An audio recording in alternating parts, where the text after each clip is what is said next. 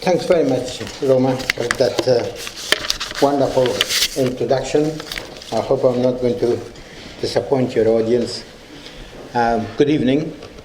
First of all, it's a really great pleasure for me to be at Stanford. I visited Stanford a very long time ago when I was much younger than I am today, and I had plenty of hair, and I did some research at the Hoover Institute. And so actually this is my third visit to Stanford. I'm extremely thankful to Professor Milani and of course my very good friend Professor Heikenberry, and as well as the Hamid and Christine Moghadam program in Iranian studies, which I think is doing a wonderful job, and I'm very, very thankful for the invitation that has been extended to me. My brief tonight is Iran, the Islamic Republic's resilience under pressure. I wouldn't be telling you something new to claim that the Iranian Republic or the Islamic Republic of Iran has been at the forefront of international controversy ever since its advent 4 decades ago. It has weathered the many domestic and foreign policy challenges and continue to labor under many more. Its ideological dispositions, policy actions, and growing influence have seriously challenged the interests of the United States and America's regional allies, most importantly, Israel and Saudi Arabia. The Islamic Republic has so far remained resilient and acted as a critical regional player, yet its resilience is coming under enormous pressure, leading some observers once again to question its durability. President Donald Trump has vowed to contain the Islamic Republic. He has viewed it as a major threat to regional and global stability and security, and as a supporter of international terrorism. This led President Trump in May 2018 to withdraw the United States from the landmark 14th of July 2015 multi-lateral nuclear agreement, which is officially known as the Joint Comprehensive Plan of Action, or JCPOA, between Iran and the 5 permanent members of the United Nations Security Council plus Germany. Under the nuclear deal, Iran had agreed to substantially downgrade its nuclear program in return for the lifting of all nuclear-related United Nations and US sanctions. President Trump has reversed President Barack Obama's conciliatory policy, imposing a raft of unprecedentedly harsh sanctions to bring about either a change of regime or a modification of its behavior. While dispensing overwhelming support for Israel and escalating arms sales to Saudi Arabia and some of its Gulf allies, he has strongly backed cooperation between Israel and the Arab states, led by Saudi Arabia and Egypt, as a counter to Iran. Meanwhile, in a typically contradictory manner, President Trump has decided to end or substantially reduce America's military involvement in Syria and Afghanistan, where the Islamic Republic of Iran has secured a strong regional leverage. The question is, will the president's new nationalist approach work? The United States policy of containing Iran, revived by President Trump, dates back to the Iranian Revolution of 1978-79. The revolution saw the US losing a significant ally in a strategically vital oil-rich region. The United States had maintained a patron-client relationship with Iran since 1953, when the CIA orchestrated a coup that deposed the democratically elected nationalist Prime Minister Mohammad Mossadegh and reinstalled the ousted Shah Mohammad Reza Shah Pahlavi to govern Iran at America's behest.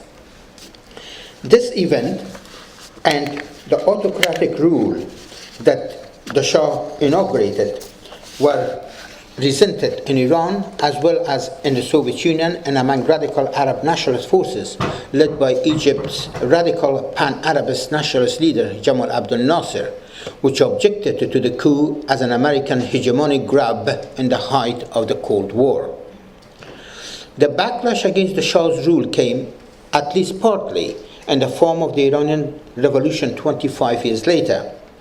The revolution began as a popular mobilization for reform, but culminated in the overthrow of the Shah's monarchy and its replacement with an Islamic regime under the leadership of the Shah's chief religious and political opponent, Ayatollah Ruhollah Khomeini. As a prominent radical Shia cleric, Khomeini established a theopolitical order at home and adopted a foreign policy of neither East nor West, but pro-Islamic and in opposition to the two hegemonic powers of the Cold War. Khomeini nurtured a two-tier system of Islamic governance, with one representing the sovereignty of God and another the sovereignty of people. He adopted a jihadi or combative and ijtihadi or reformist approach to building an Iran that would be Islamic, informed very much by a Shia interpretation of Islam, but nonetheless a strong and modern Islamic republic. He locked horns with the United States as the dominant power in the Middle East and called for the destruction of Israel and popular overthrow of Sunni-dominated US-backed and authoritarian Arab regimes in the region. Khomeini had no time for godless Soviet communism either. He opposed the 1979 Soviet invasion of Afghanistan while still maintaining good relations with Moscow, as he did with Beijing and New Delhi, all in the hope of countering the United States. A tougher blow to US-Iranian relations came with the hostage crisis when a group of pro-Khomeini militants overran the US embassy in Tehran on November 4, 1979, and held 52 of the embassy's personnel hostage for 44 days. This event saw an acrimonious exchange between the faithful President Jimmy Carter and Khomeini, calling each other respectively Anata and Yazid. And Yazid was the one who killed the third Imam or leader of the Shia sect in Islam, that is Imam Hussein, who was the grandson of Prophet Muhammad, and this event took place in 680 AD. Washington cut off all ties with Iran, imposed sanctions, and instigated a policy of containment intended to isolate America's erstwhile ally. The hostage episode and Khomeini's defiant radical Islamism left an indelible impact on the American public and policymakers, and cemented their view of Iran as the poster child of Islamic fundamentalism. The domestic turmoil and regional and international hostility that Khomeini's rhetoric and actions generated cast serious doubt on the durability of his Islamic regime. Yet the Republic managed to survive the hostage crisis and a series of other challenges, including a devastating war with Iraq lasting from 1980 to 88, which was initiated by Saddam Hussein, who was backed by the United States and its Arab allies. The regime also endured the regional isolation resulting from burgeoning ties between the United States and Saudi Arabia and its allies in the Saudi-led Gulf Cooperation Council, which was formed in 1981 in conjunction with the US strategy of containment. When Khomeini died in mid-1989, he left behind a jihadi-ijtihadi political paradigm that endowed the Islamic State with a capability to renew and reinvent itself under changing circumstances and to deal effectively with any internal and external threats. This paradigm governs Iranian politics to date. Under Khomeini's successor, Ayatollah Ali Khamenei, the regime has succeeded in expanding its soft and hard power capabilities, including forging a transnational network of sectarian and geopolitical supporters. Its allies include, at the sub-national level, the Lebanese Shia Hezbollah, the Iraqi Shia militias and the political actors, the Yemeni Houthis, affiliated sectarian groups in Afghanistan, and receptive Sunni Palestinian organizations, and at the national level, the Syrian regime. These forces form the pillars of Tehran's regional security architecture, which stretches from Afghanistan to Lebanon and is intended to deter any outside threat within an asymmetrical warfare strategy that Iran has developed. The Islamic Republic has not been solely responsible for its expanding regional influence. It has, in large part, deftly exploited the opportunities that American strategic miscalculations have created. Tehran has reaped substantial benefits from the US interventions in Afghanistan from 2001 and Iraq from 2003, which toppled two of Iran's hostile neighboring forces, the radical Sunni Islamic Taliban and the pan-Arab secularist regime of Saddam Hussein, respectively. America's subsequent failure to bring peace and stability to Afghanistan and Iraq created a vacuum that Iran has partly filled.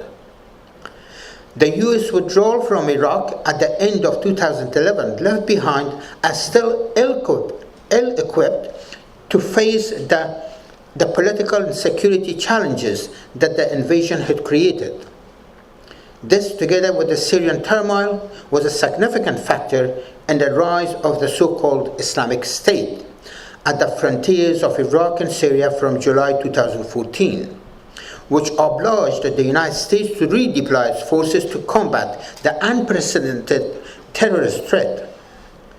America's intervention, however, aided Iran by weakening a powerful force with a militantly anti-Shia, anti-Iranian stance. Without the US and allied military intervention, Iran and its Iraqi affiliates would have struggled to defeat the Islamic State. Washington's inability or unwillingness to intervene in the Syrian conflict to depose Bashar al-Assad's rule has delivered a further victory to Iran. Iran's support of the Assad regime began shortly after the outbreak of the anti-regime popular uprisings in 2011, but it faced a mounting task against the regime's opponents. While Tehran has built a strong defensive capability, it lacks the capacity to engage in large-scale military operations outside its borders. President Obama's backdown from punishing Damascus over its alleged use of chemical weapons in 2013 provided Tehran with an opportunity to escalate its involvement in Syria. Yet, even without the fear of American retaliation, Tehran was ill-positioned to salvage the Assad regime alone. The costs of Iran's Syrian adventure were becoming exorbitant, with support to the Assad regime amounting to $5 to $6 billion annually, in addition to hundreds of millions of dollars going to Hezbollah and its fighters every year. Meanwhile, Iran's elite Quds forces were sustaining increased casualties, despite Iran's deployment of many mercenaries from other Shia minorities in the region, especially from Afghanistan and Pakistan. Despite its historical distrust of Russia, Tehran thus welcomed Russia's dramatic escalation of its military operations in Syria from September 2015. Russia's overwhelming and indiscriminate use of air power saved Iran from a dead end in Syria.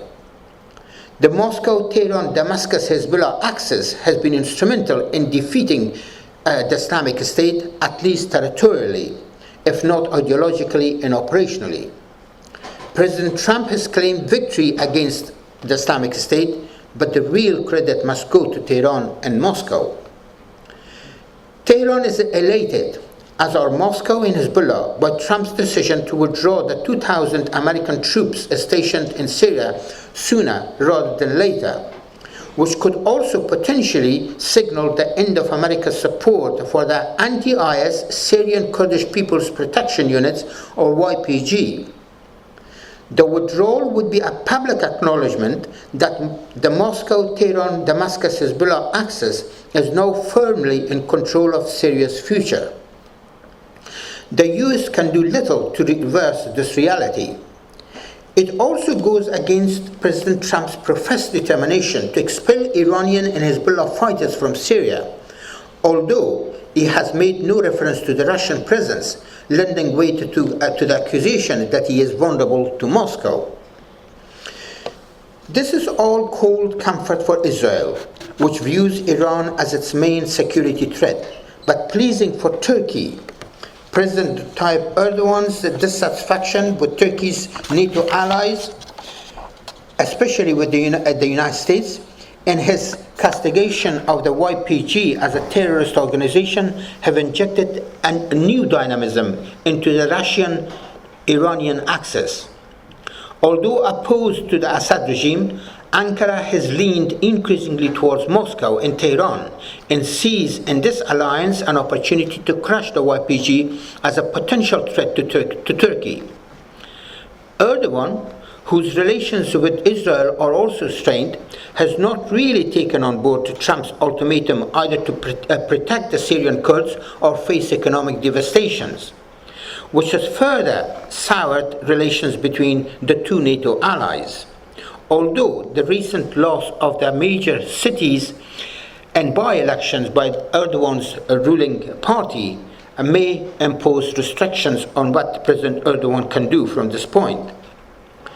President Trump reportedly also wants to reduce America's troop deployment in Afghanistan, seeing no value in fighting a never-ending and unwinnable war. The United States and its allies have been battling in Afghanistan for more than 17 years, with little or no success in bringing stability and security to the country, let alone achieving the democratic transformation that the Bush administration had initially promised the Afghan people to deliver.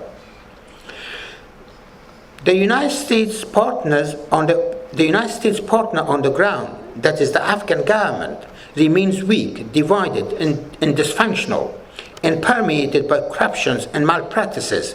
Meanwhile, their hardline Islamist opponents, led by the Taliban, have maintained a robust insurgency. Since the departure of most of the US and Allied troops, who once numbered about 147,000, more than 4 years ago, the Afghan security forces have lost more ground. Despite the cover of US air power and counter-terrorism operations by American and Allied special forces, the Afghan security situation has progressively declined. The Afghan forces have suffered unsustainable rates of casualties and desertion, and the number of civilians killed unprecedentedly shot up to 3,804 in 2018. It appears that President Trump wishes to end the U.S. military involvement, the longest in American history, through a political settlement of the conflict.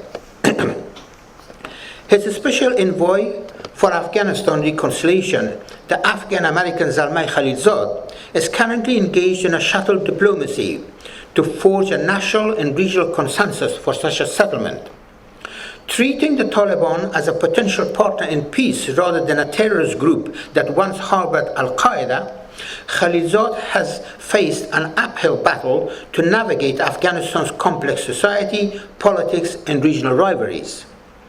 The Afghan conflict is deeply entangled with the Indo-Pakistan dispute, Iranian-Saudi rivalry, the Saudi-Pakistani strategic partnership, and American-Russian competition, not to mention China's close ties with Pakistan and interests in Afghanistan. Adding to the mess is the entrenchment of the Islamic State's Khorasan, a branch in Afghanistan since 2016. The number of Khorasan or ISIS Khorasan branch fighters is about 2,000, and they have been responsible for some of the deadliest terrorist attacks in recent years in Afghanistan. Khalilzad has reported progress in his talks with the Taliban without the inclusion of the Afghan National Unity Government, which the Taliban has rejected as a puppet. Whatever the outcome, if a final deal is not acceptable to a cross-section of the mosaic population of Afghanistan and regional actors, and if it's not guaranteed by the 5 permanent members of the United Nations Security Council, it is most unlikely to bring peace and stability to Afghanistan.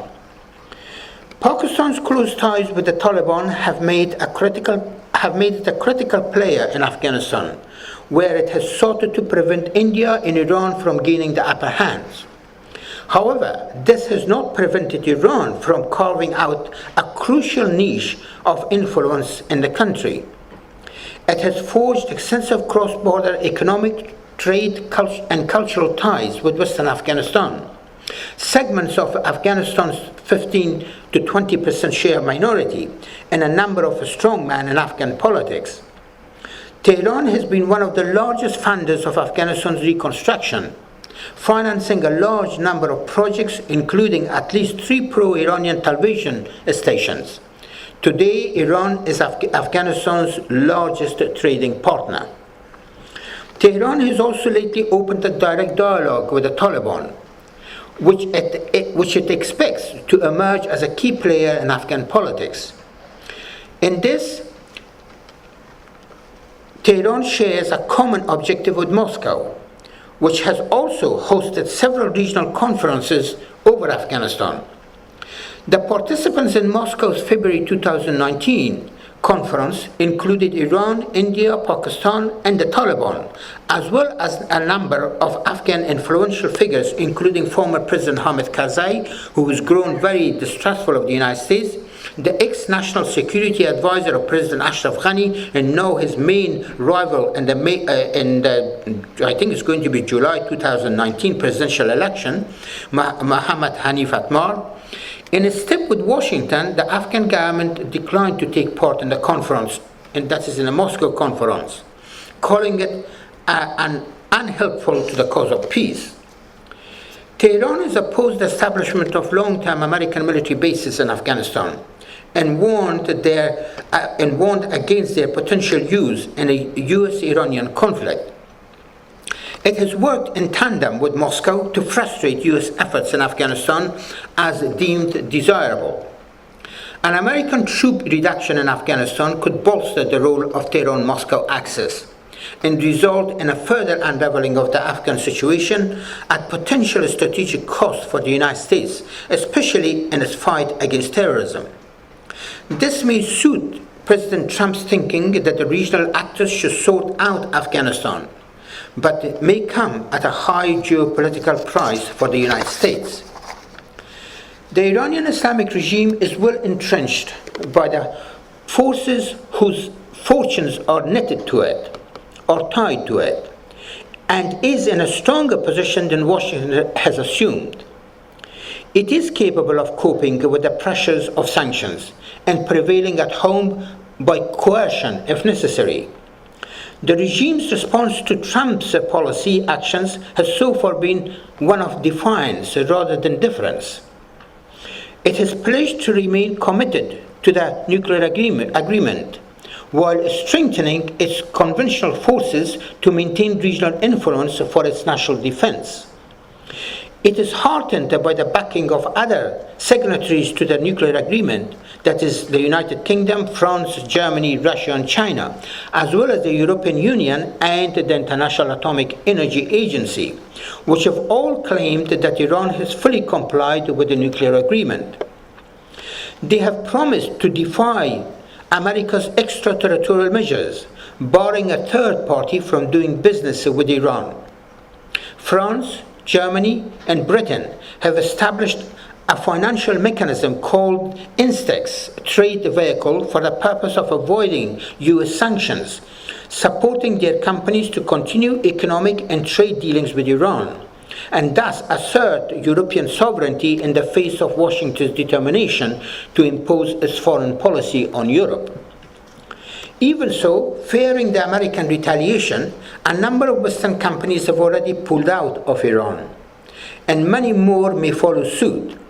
Iran's fragile economy has come under increased pressure, causing upward strain on the country's highly devalued currency and cost of living for ordinary Iranians, as well as some public unrest, which the regime has been able to control and conveniently blame on the United States' machinations.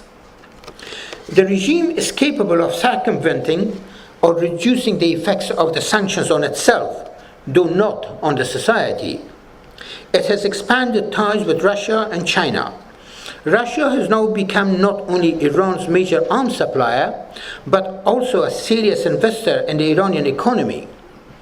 Russian energy companies have invested as much as $50 billion in oil and gas exploration in Iran, including the development of the South Pars fields.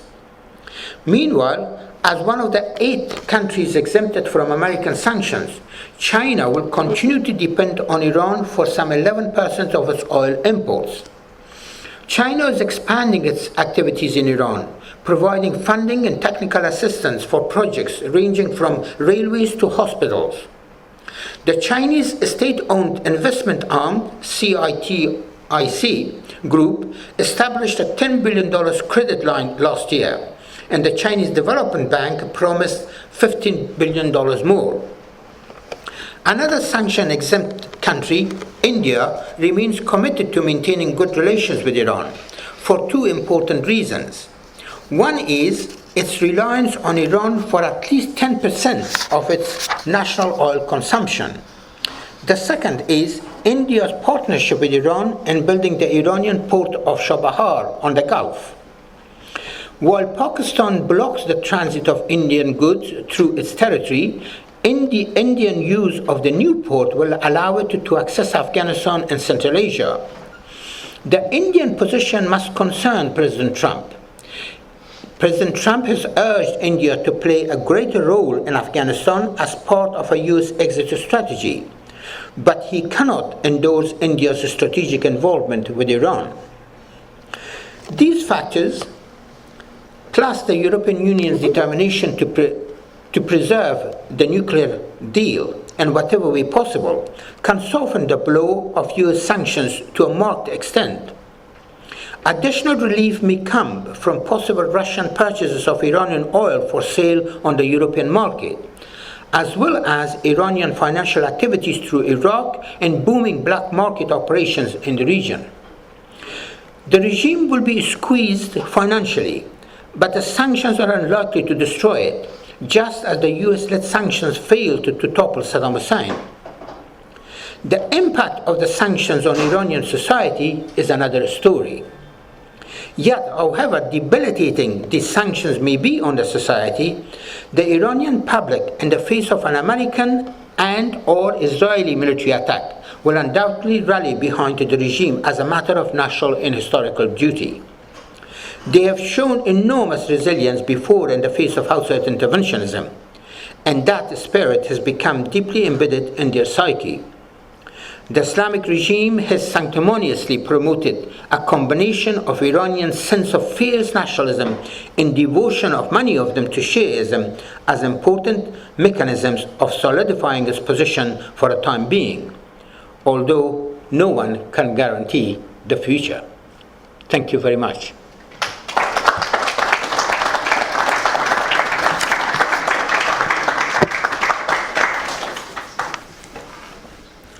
I understand that I'm very happy to open the floor for questions, comments. Yes? Now that the Syrian war is kind of winding down, what's the role of the Iran in that country? Because they have lots of soldiers, warriors in that country, and also quite a bit of investment, at least from a military point of view. So what's going to happen? How is it going to wind down the whole process? I think the way I see it is very unlikely that Iran... What's your question? Sorry, the question was that now that the Syrian conflict